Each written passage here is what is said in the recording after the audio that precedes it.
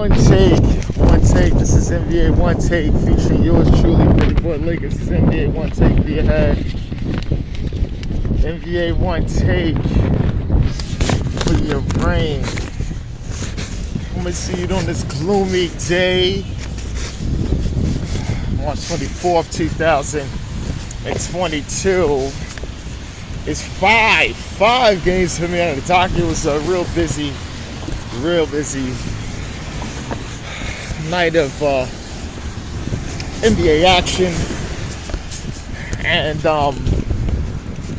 the first game I talk about is my Los Angeles Lakers losing to the Philadelphia 76ers. We was playing without LeBron James and Joel Embiid. Back from a little back injury, took him out a couple of games, but he had 30 and 10. James Harden chipped in with 24, he's back as well. Tyrese Maxey continued his stellar play with 21, and Tobias Harris also had 20, notably for the Sixers. With the Lakers, it's Russell Westbrook, almost a triple-double. He had 24. Dwight Howard in the start, he has one of his best games of the season, scoring-wise. He had 24 as well. Malik Monk, he finished with 23 off the bench, as well as Carmelo Anthony, who also had 20. My Lakers, take a huge loss. LeBron is out, resting his knee. It's been tough, and it's just almost a daily fix of what you're gonna get. And man, it's gonna be tough, boy. It's gonna be tough. I don't even know what's going on. I don't know what's going on.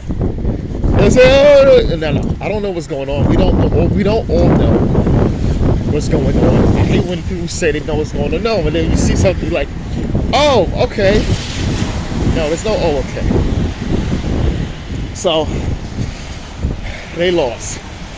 And the next game of the night is the Brooklyn Nets going to Memphis, take on Memphis Grizzlies. Memphis is playing without Ja Morant, who's resting as well. But that didn't stop Memphis. Desmond Bane, he had 23 and was really lighting it up when the Nets was trying to make a run. And Dylan Brooks also had 24 for the Grizzlies. DeAndre Melton in the start, he had 23. Tyus Jones is really doing a lot of ball handling duties as a backup, and also closing down a stretch. He had 16 and 10, and Brandon Clark was real active on the offensive rebounds and a lot of putbacks and things like that. He finished with 14 and 10. For the Nets, man, look, KD had 35, 11 and 8, almost a triple-double. Kyrie, he could play in the road games, had 43 points. They was looking good at one point. I'm like, okay, I think the Nets is going to pull it out. But the Grizzlies, they just did what they had to do. And Andre Drummond had 15, looking like old Drummond. But the Nets take the loss. They suffer some losses here, man. They need to get these wins. I mean, they can't avoid the play-in. That's what I try to tell you. They're not going to avoid the play-in. It's about those other teams that doesn't want to get to that damn 7th spot, the play-in. That's the thing. Whew. But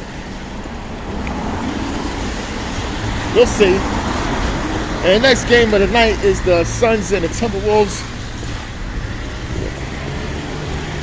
DeAndre Ayton had his career night. He finished with 35 points and 14 rebounds. My man Devin Booker finished with 28. Mikal Bridges had 16, and Landry Shamet was a big spark for them and had 18, notably for the Suns. But for the Timberwolves, they had a little night off. It wasn't what we've been seeing as recently, they've been having a lot of things going on with them. But Cat Towns finished with 15 and 11. Justin Vanderbilt had 12 and 10. Malik Beasley 15. Ant-Man Anthony Edwards had 19, and Josh Noel had 15, notably for the Timberwolves. Like I said, for the Timberwolves, they had almost a night off. Sun's rolling. I already say the system. They're that good. The system. It's the system. They're the system. They're looking like Spurs. So it's just almost automatic at what they're doing. The next game is this Boston Celtics versus the Utah Jazz. I mean, I had to switch a lot from this game because it was just really out of hand. The Celtics blew out the Jazz. It was even close. But they was led by Jason Tatum and Jaylen Brown, both finished with 26.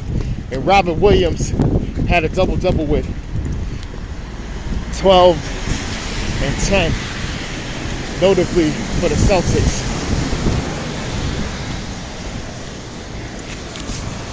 I mean, for the Jazz, it was Donovan Mitchell. He had 37. And Rudy Gobert with a double-double, 14 and 11.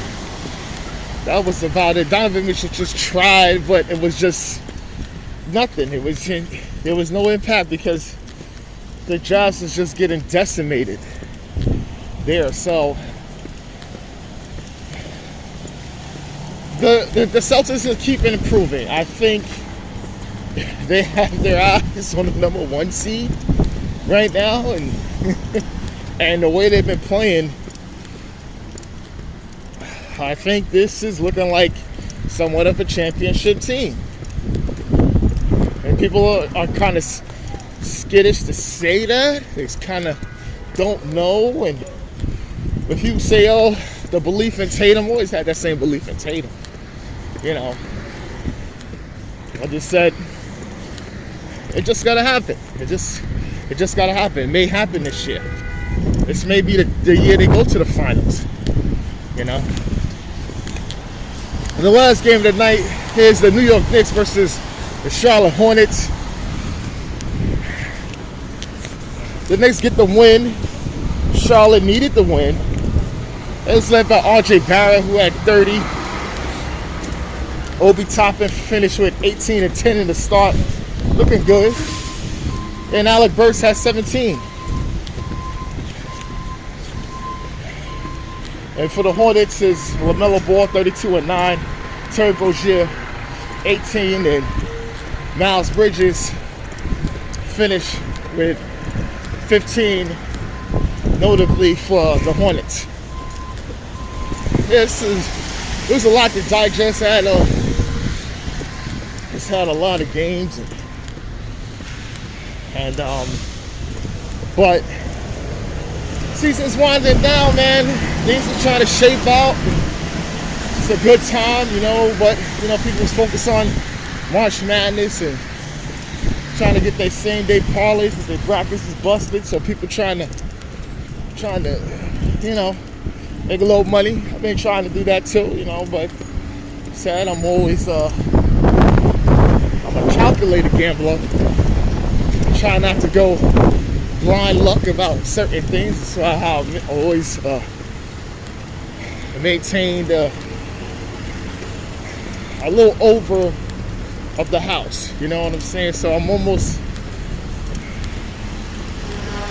ahead of the house, but it's only one step. Sometimes they catch me, then they hit me, then I guess what? If I get 2 steps or 3 steps ahead of the house, means when you get money, boom, they're gonna bite me in the ass and then I gotta take a step back. Yeah, so. But this is NBA Onetake, Pretty Boy Laker, and I'm out.